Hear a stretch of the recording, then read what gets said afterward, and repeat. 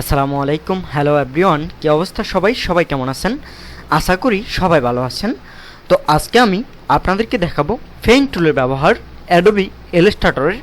আজকের পর থেকে আপনাদের আর কখনো অ্যাডোবি ইলাস্ট্রেটর পেইন্ট টুলের ব্যবহার দেখতে হবে না। তো চলুন আমরা দেখে আসি অ্যাডোবি ইলাস্ট্রেটর পেইন্ট টুলের ব্যবহার। ওকে, তো তার জন্য আমরা সর্বপ্রথম অ্যাডোবি ইলাস্ট্রেটর পেইন্ট টুল ব্যবহার করার জন্য আমরা অনলাইন থেকে একটি পেইন্ট টুল এক্সারসাইজ ডাউনলোড করে নেব।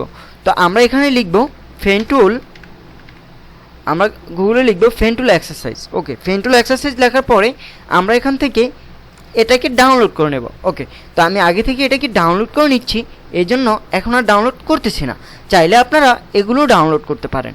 এগুলো ডাউনলোড করেও আপনারা আপনাদের পেইন্ট টুলের ব্যবহারটা খুব ভালোভাবে দেখতে পারেন। ওকে, তো আমি এগুলো ডাউনলোড করে নিয়েছি। এখন আমি অ্যাডোবি ইলাস্ট্রেটরটা ওপেন করব। তো এখনও যারা আমার ইউটিউব চ্যানেলটি সাবস্ক্রাইব করেননি, খুব দ্রুত আমার ইউটিউব চ্যানেলটি সাবস্ক্রাইব করে দিবেন। সাবস্ক্রাইব করে দিয়ে পাশে থাকা বেল আইকনটি টুন করে বাজিয়ে দিবেন। ওকে, আমাদের অ্যাডোবি ইলাস্ট্রেটরটি ওপেন হয়ে গিয়েছে। এখন আমরা এখান থেকে ক্রিয়েট নিউ থেকে একটি ফেজ নিচ্ছি। ফেজটা নিলেও হয় না নিলে হয়, তারপর আমি ফেজটা নিয়ে দেখাচ্ছি। ওকে, তো আমরা এখান থেকে একটি ফেজ নিলাম। ফেজ নেওয়ার পরে আমরা আমাদের কাঙ্ক্ষিত ফোল্ডারটাকে ফেজে নিয়ে আসব। আমরা কয়েকভাবে আনতে পারি। এখান থেকে আমরা ওপেনও আনতে পারি, ফ্ল্যাশ এমবেডেডও আনতে পারি। তো আমি ফ্ল্যাশ এমবেডেড থেকে আনছি। এখান থেকে আমার এই ফোল্ডারটা আগে থেকে ডাউনলোড করা। এখন এখানে আসার পরে আমরা কতটুকু জায়গার মধ্যে বসাতে চাচ্ছি ঠিক এইভাবে দিয়ে আমরা বসিয়ে দেব। ওকে, তো আমি এতটুকু জায়গার মধ্যে বসিয়ে দিলাম। তারপর আমরা কিবোর্ড থেকে এন্টার ক্লিক দিব। ওকে, এন্টার ক্লিক দেওয়ার পরে আমরা এটাকে ম্যাচিং করে নেব। ম্যাচিং করার জন্য ফেজের সাথে একদম ম্যাচিং করে নেব। ওকে, ম্যাচিং করার জন্য আমরা দুইভাবে ম্যাচিং করতে পারি, মানে লক করে নেব। লক আমরা দুইভাবে করতে পারি। একটা হলো এই যে অবজেক্ট থেকে আমরা যদি হাইড করে দেই তাহলে এটা লক, অবজেক্ট থেকে আমরা যদি লক করে দেই তাহলে লক হয়ে যাবে। আর একটা হলো সিলেক্ট Ctrl+2 দিয়ে যদি আমরা সিলেক্ট করি তাহলে এটা লক হয়ে যাবে। ওকে, আমি কিবোর্ড থেকে Ctrl+2 দিলাম, এখন এটা লক হয়ে গেল। তো আনলক করার ক্ষেত্রে আপনারা আবার এখানে Ctrl+2 দিলে আনলক হয়ে যাবে। ওকে, তো আমি এখন এগুলো দেখাবো। আমি Ctrl+0 দিয়ে এটার এক্সারসাইজটা একরকম করে নিচ্ছি। ওকে, এখন আমি এগুলো ব্যবহার করে দেখাবো। দেখেন কিভাবে ব্যবহার করতে হয়। এটাকে আমি ঝুম করে নিলাম। ঝুম করে নেওয়ার পরে আমি এখান থেকে পেইন্ট টুল দিলাম। ওকে, পেইন্ট টুল নেওয়ার পরে আপনারা এগুলো একটু প্র্যাকটিস করবেন, দেখবেন আর কখনো আপনাদের পেইন্ট টুল নিয়ে কোনো কোশ্চেন থাকবে না। তো আমি এখান থেকে এই যে সর্বপ্রথম এখানে ধরলাম, আমি এখান থেকে হোয়াইট কালারটা নান করে দিচ্ছি। আমি শুধু স্টক কালারটা রাখবো, ফিল কালারটা নান করে দিচ্ছি। আমি স্টক কালারটা রেড দিয়ে দিব বা এই কালার দিয়ে দিব, তাহলে আপনাদের দেখতে সুবিধা হবে। ওকে, তো এখান থেকে আমি সর্বপ্রথম এখানে পেইন্ট টুল নিয়ে আমি এখানে সিলেক্ট করলাম। সিলেক্ট করার পরে আমি আবার এই যে এখানে শিপ ধরে সিলেক্ট করলাম। এখানে আমি শিপ না ধরে সিলেক্ট করলাম, কারণ শুধু উপর নিচের ক্ষেত্রে আমরা শিপ ধরে সিলেক্ট করব। ওকে, দেখতে থাকুন আমি কিভাবে কাজটি করছি। এখানে এসে ছেড়ে দিলাম। আমরা এটাকে একটু আমরা আমাদের স্টকটাকে একটু বাড়িয়ে নেব। স্টক কালারটা একটু বাড়িয়ে নিলাম, তাহলে দেখতে বিষয়টা সুন্দর হবে। ওকে, তো আমি আমার স্টক কালারটা বাড়িয়ে নিলাম। দেখতে পাচ্ছেন স্টক কালারটা এই জায়গায় এনে রাখলাম। ওকে, তারপরে আমরা এই যে এটাকে করব, এটাকে করার জন্য এটার ক্ষেত্রে সবটুকু জায়গা আমরা শিপ ধরে করতে পারবো। ওকে, আমরা শিপ ধরে এখান থেকে এভাবে করতেছি। তারপরে আবার এখানে আমরা এটার সবগুলো জায়গায় শিপ ধরে করতে পারবো। কেন শিপ ধরে করতে পারবো? কারণ হলো এটার সবগুলো সোজা সোজা আছে। আর এই যে এখান থেকে পেইন্ট টুলে শিপ ধরে রাখলে 40 ডিগ্রি অ্যাঙ্গেলে কাজ করে, বাঁকা হয়ে কাজ করে। তো এখান থেকে আমি সবকটু কাজ শিপ ধরে করে নিচ্ছি।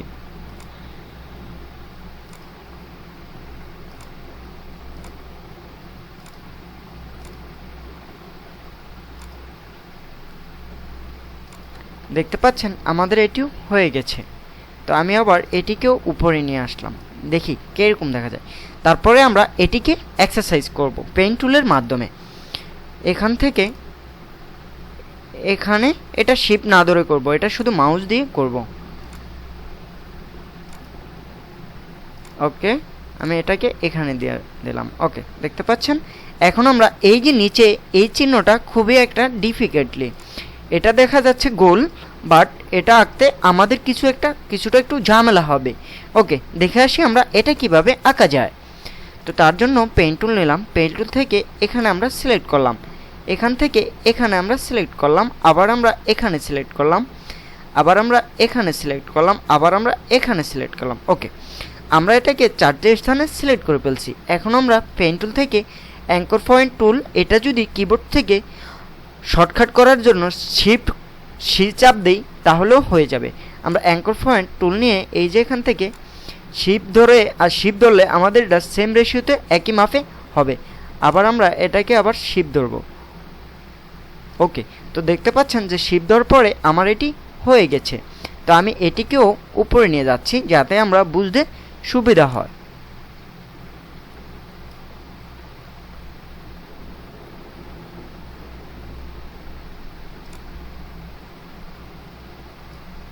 আমাদের এখানে সম্ভবত জায়গা নেই, এই জন্য। আচ্ছা, দেখতেছি। ওকে, আমরা এটাকেও উপরে নিয়ে আসলাম। আচ্ছা, আমরা এটাকেও উপরে নিয়ে আসলাম। আমরা এক এক করে সবগুলো কাজ করব আর সবগুলো কাজ উপরে নিয়ে আসবো। এই যে দেখতে পাচ্ছেন এখানে আরেকটি চিহ্ন রয়েছে, এটিকে আমরা সাধারণত ডের মতো দেখতে থাকি। এটিও আঁকাটা একটু ঝামেলাকর হলেও খুবই সহজ। আজকে আমরা দেখিয়ে দেব এটি কিভাবে আঁকা যায়। তার জন্য আমরা সর্বপ্রথম পেন টুলের মাধ্যমে এখানে ক্লিক দিব, তারপরে আমরা এখানে ক্লিক দিব, তারপরে আবার আমরা এখানে ক্লিক দিব, তারপরে আবার এখানে ক্লিক দেব। এখন আমরা দেখতে পাচ্ছি এটা একটি 3D কোণ হয়েছে। এখন আমরা এখান থেকে অ্যাঙ্কর পয়েন্ট নিব, অ্যাঙ্কর পয়েন্ট থেকে কিবোর্ড থেকে শিফট ধরে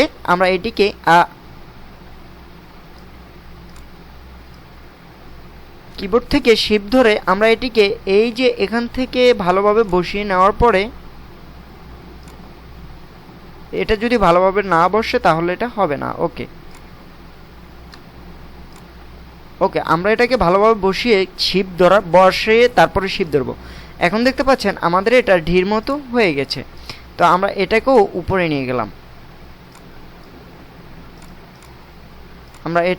উপরে নিয়ে গেলাম, যাতে করে আমাদের বুঝতে খুব একটা সুবিধা হয়।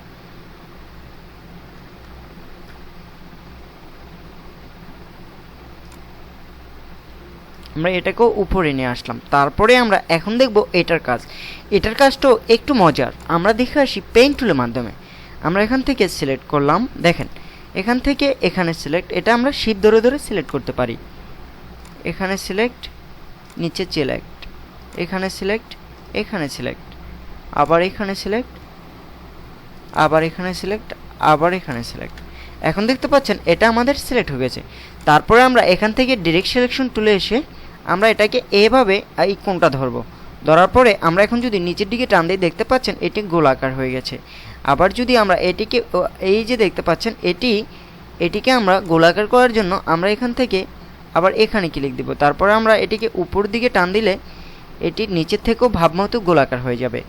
ওকে, আশা করি আপনারা এই পর্যন্ত 6টি এক্সারসাইজ ক্লিয়ার হয়ে গেছেন। তারপরে আমরা নিচেরগুলো দেখাবো। ওকে, আমি এটাকেও ধরে উপরে নিয়ে যাচ্ছি।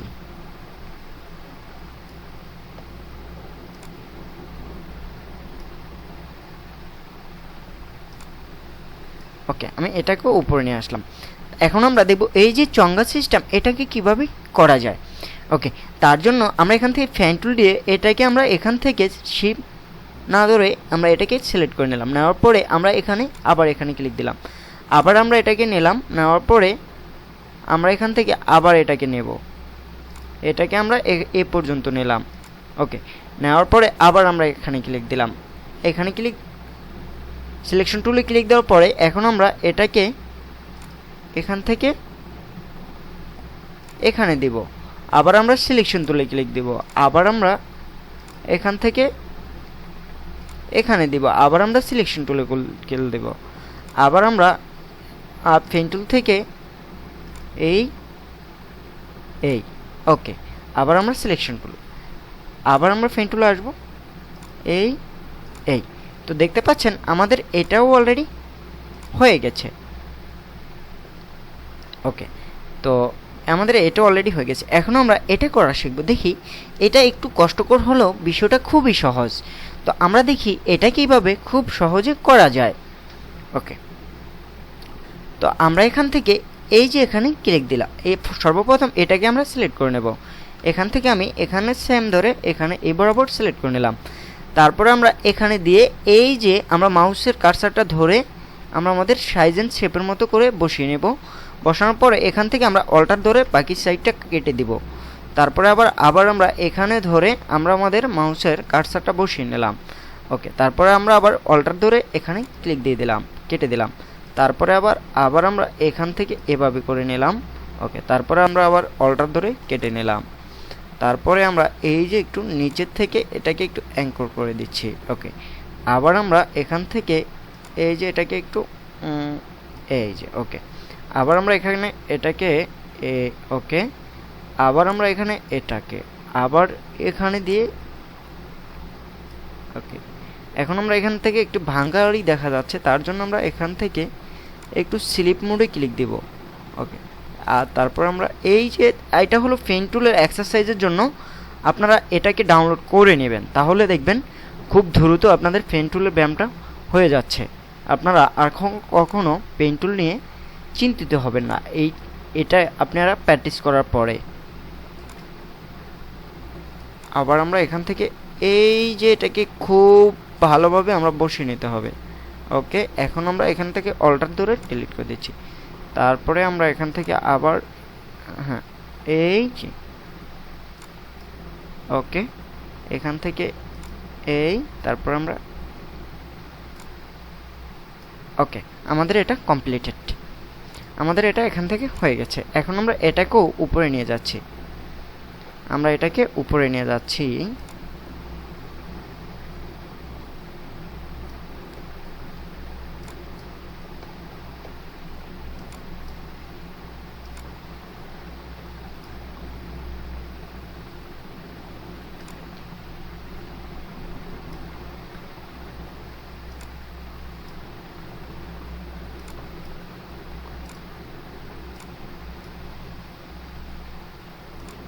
ওকে, আমরা এটাকে উপরে নিয়ে আসলাম। তারপরে আমরা